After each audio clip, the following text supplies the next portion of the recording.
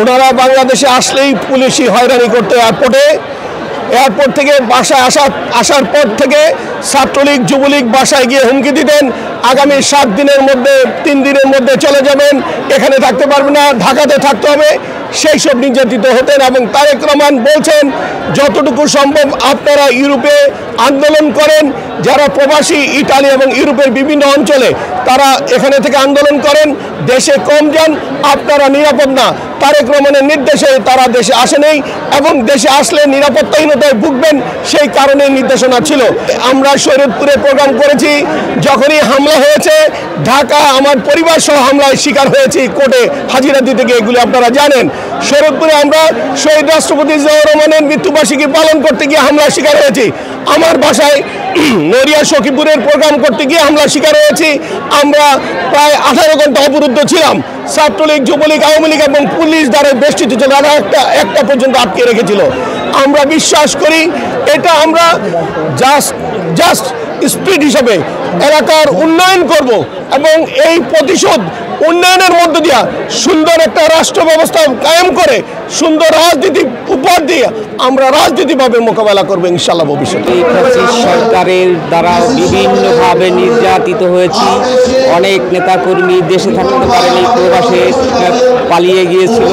এখন জুলাইয়ের আন্দোলনের মাধ্যমে সেই ফ্যাসিস্ট সরকারের পতন হওয়ার পরে এখন সব নেতাকর্মীরা দেশে ফিরে আসতেছে। আমরা চাই এই ফ্যাসিস্ট সরকার যেন এই দেশে আর পুনরাবৃত্তি না ঘটে, তারা এই দেশে যেন আর দ্বিতীয়বার রাজনীতি করার সুযোগ না পায়। এইভাবে সকল মানুষের গণমানুষের মত প্রকাশের স্বাধীনতা, বাক স্বাধীনতা ফিরিয়ে দিতে পারে, সেই লক্ষ্যে আমার এক বড় ভাই আজকে প্রবাস থেকে এসেছে, তার আয়োজনে সেই প্রত্যাশা ব্যক্ত করার জন্যই আজকে এখানে আমরা সবাই সমবেত হয়েছি। জার্মানিতে ছিলাম, ঠিক আছে।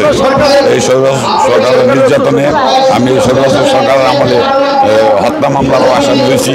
আমি জেল খাটছি এই শরীরপুরে, জেল খাটার পরে আমি দেশ ছাড়তে বাধ্য হয়েছি। এই বিগত 17 বছর পরে আজকে আবার আমি দেশে আসলাম নিজের বাড়িতে। খুবই আনন্দ প্রকাশ করতেছি এবং দেশবাসীকে আমার পক্ষ থেকে প্রাণ খোলা ভালোবাসা দিচ্ছি এবং ভালোবাসা জানাচ্ছি।